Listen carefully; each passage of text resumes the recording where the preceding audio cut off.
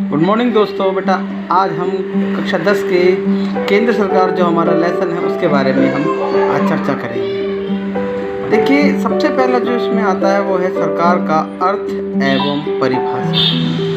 सरकार का अर्थ एवं परिभाषा क्या है कि राज्य क्या है, एक भावनात्मक अवधारणा है जो एक अमूर्त एवं अदृश्य संस्था होती है। अमूर्त मतलब जो मूर्त ना हो, दिखाई न दे, अदृश्य वही होता है जो दिखाई न दे। इसे मूर्त रूप प्रदान करने का कार्य कौन करती है? सरकार करती है। तो इसलिए हम क्या कहते हैं? सरकार।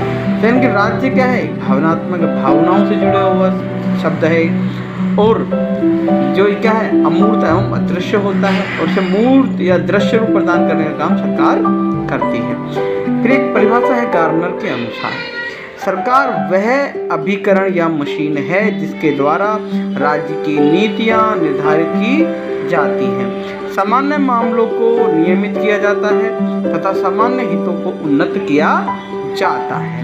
ठीक है, अब आता है सरकार के अंग कितने होते हैं। देखिए, सरकार के मुख्य रूप से 3 अंग होते हैं, व्यवस्थापिका, कार्यपालिका और न्यायपालिका। अगर हम बात करें व्यवस्थापिका की, तो व्यवस्थापिका जो होती है वह भारतीय राज्य व्यवस्था में व्यवस्थापिका गठन 2 स्तर पर हुआ है। एक होता है संघीय व्यवस्थापिका और दूसरी होती है राज्य व्यवस्थापिका। संविधान में संघीय व्यवस्थापिका को संसद के नाम से जाना जाता है। ठीक है, अनुच्छेद 79 जो भारतीय संविधान का 79वां जो हमारा अनुच्छेद है उसमें भारतीय संघ की एक संसद होगी जिसका निर्माण राष्ट्रपति और 2 सदनों के द्वारा किया जाएगा जिनके नाम क्रमशः लोकसभा व राज्यसभा होंगे।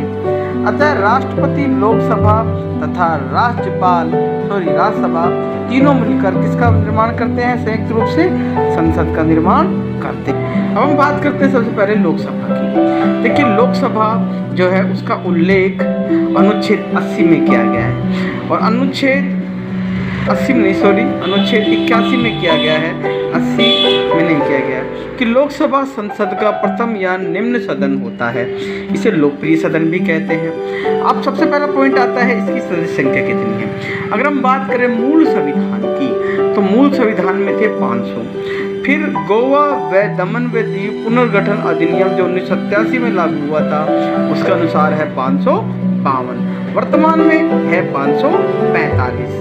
अब 552 सदस्य जो हैं कहाँ से कैसे चुन के आते हैं मैं आपको बताता हूँ। ठीक है, 552 जो सदस्य हैं उनमें से जो 530 सदस्य हैं वो राज्य के निर्वाचन क्षेत्रों से चुनकर आते हैं, 20 सदस्य संघीय क्षेत्रों से चुनकर आते हैं और 2 सदस्य जो होते हैं वो आंग्ल भारतीय वर्ग के राष्ट्रपति द्वारा मनोनीत किए जाते हैं। ठीक है, निर्वाचन प्रणाली की अगर हम बात करें तो लोकसभा के सदस्यों का जो चुनाव है वह प्रत्यक्ष रूप से वयस्क मताधिकार के आधार पर होता है। लोकसभा के सभी निर्वाचन क्षेत्र एकल सदस्य रखे जाते हैं। सदस्यों की अगर योग्यता की बात करें तो राष्ट्रपति की योग्यता के लिए जो है वह क्या होना चाहिए? वह व्यक्ति भारत का नागरिक होना चाहिए, उसकी आयु 25 वर्ष या उससे अधिक हो। तीसरा, वह भारत सरकार अथवा किसी राज्य सरकार के अंतर्गत किसी लाभ के पद पर नहीं होना चाहिए। वह किसी न्यायालय द्वारा पागल या दिवालिया घोषित न हो। ठीक है, कार्यकाल की बात करें तो लोकसभा का जो कार्यकाल होता है वो 5 वर्ष का होता है। अगला है प्रधानमंत्री के परामर्श के आधार पर राष्ट्रपति लोकसभा से समय से पूर्व भंग कर सकता है।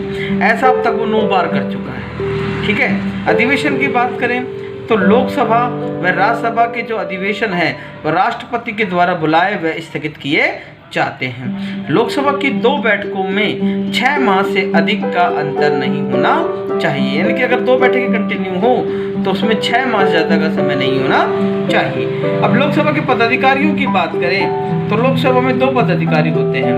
तो अनुच्छेद 93 के अनुसार लोकसभा स्वयं अपने सदस्यों में से एक अध्यक्ष और एक उपाध्यक्ष का चुनाव करती है।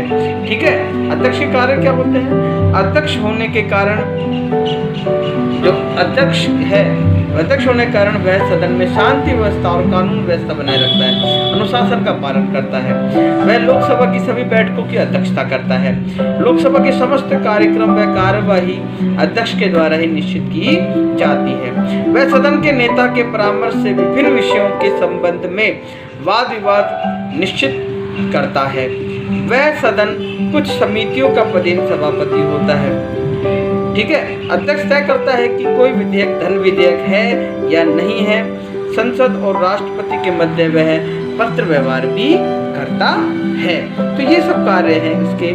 ठीक है, इसके वर्तमान में जो हमारे लोकसभा अध्यक्ष हैं उनका नाम है श्री ओम बिड़ला, तथा जो हमारी उपाध्यक्ष हैं वो है श्रीमती रमा देवी। तो ये तो हमारे हैं। तो आज हमने लोकसभा के बारे में पढ़ा, कल हम राज्यसभा का अध्ययन करेंगे। तो आज के लिए बेटा, आज के लिए स्टूडेंट्स, मेरे प्यारे विद्यार्थियों, आज के लिए इतना। कल हम पढ़ेंगे हमारा अगला अध्याय।